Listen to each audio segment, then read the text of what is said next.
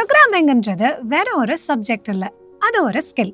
நார்மலா நீங்க ப்ரோக்ராமர் ஆகணும்னா டுட்டோரியல்ஸ் பார்க்கலாம், கோர்ஸ் ஜாயின் பண்ணி படிக்கலாம், அப்புறம் லீட் கோட்ல ப்ராப்ளம் மேல ப்ராப்ளமை சால்வ் பண்ணலாம். இதெல்லாம் நீங்க பண்ணதுக்கு அப்புறமும் நீங்க ஒரு ஆவரேஜ் ப்ரோக்ராமரா தான் இருப்பீங்க. ஸோ இந்த வீடியோல நீங்க எப்படி க்ரௌடை விட்டுட்டு ஸ்டாண்ட் அவுட் பண்றதுன்னு நான் சொல்லித்தரேன். ஹாய், ஐ எம் சிந்து மணிவண்ணன்.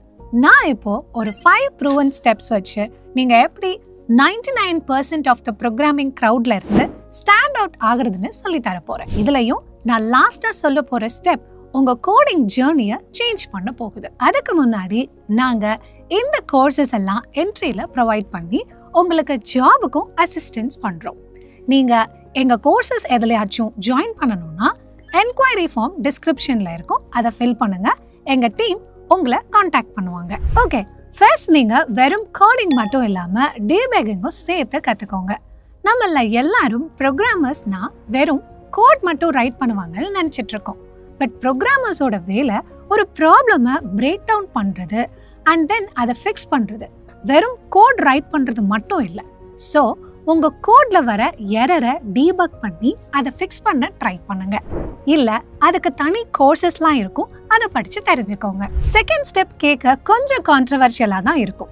எல்லாரும் கோடை ரைட் பண்ண பழகுங்கன்னு சொல்லுவாங்க, ஆனா நான் கோடை ரீட் பண்ணுங்கன்னு சொல்றேன். பிகாஸ் நீங்க 1000 லைன்ஸ்க்கு ஒரு கோட் ரைட் பண்றீங்கன்னா அதை எப்படி எஃபிஷியன்ட்டா ரைட் பண்றீங்கன்றது தான் ரொம்ப முக்கியம். இந்த எஃபிஷியன்சி எப்போ வரும்னா நீங்க மத்தவங்க ரைட் பண்ண கோடை ரீட் பண்ணி அதை புரிஞ்சுக்கும் போது தான் வரும். Third, quality over quantity.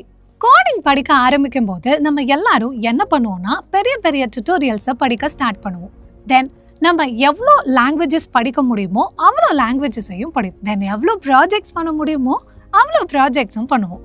But நீங்க ஒரு ஸ்கில்டு ப்ரோக்ராமரா எப்போ ஆவீங்கன்னா எப்போ ஒரு லாங்குவேஜை எடுத்து மாஸ்டர் பண்றீங்களோ அப்போதான். நெக்ஸ்ட் நீங்க என்ன பண்ணணும்னா you have to attend lots of conferences and meetups.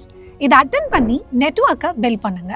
இது உங்க கெரியருக்கு மட்டும் இல்ல, உங்க ஸ்கில்ஸை டெவலப் பண்ணவும் ஹெல்ப்ஃபுல்லா இருக்கும். இந்த மாதிரி கான்ஃபரன்சஸ் அண்ட் மீட்டப்ஸ் அட்டெண்ட் பண்றதுக்கு கொஞ்சம் கஷ்டமா தான் இருக்கும். பட் நீங்க meetup.com மாதிரியான வெப்சைட்ஸை யூஸ் பண்ணலாம், இல்ல லிங்க்டின்ல கூட இந்த மாதிரியான அப்டேட்ஸை நீங்க செக் அவுட் பண்ணலாம். கடைசி ஸ்டெப், நம்மள பல பேருக்கும் ஃபேஸ் பண்ற ஒரு காமன் ப்ராப்ளம். நம்மளுக்கு எக்ஸ்பீரியன்ஸ் ஆன கோடர்ஸ் கூட கொலாபரேட் பண்றதுக்கு சான்ஸ் கிடைக்கிறதே இல்லை. அதனாலேயே நமக்கு டீம்ல எப்படி பெர்ஃபார்ம் பண்ணணும், ஒரு கொலாபரேட்டிவ் என்விரான்மெண்ட்ல எப்படி ஒர்க் பண்ணணும்னு தெரியாமையே போயிருது. அதனால தான் ஓப்பன் சோர்ஸ் ப்ராஜெக்ட்ஸ்ல கான்ட்ரிபியூட் பண்றதுக்கு கத்துக்கணும். அதுக்கு தான் நான் கீழே டிஸ்கிரிப்ஷன்ல ஒரு கைட் கொடுத்துருக்கேன், அதை மறக்காம செக் பண்ணுங்க.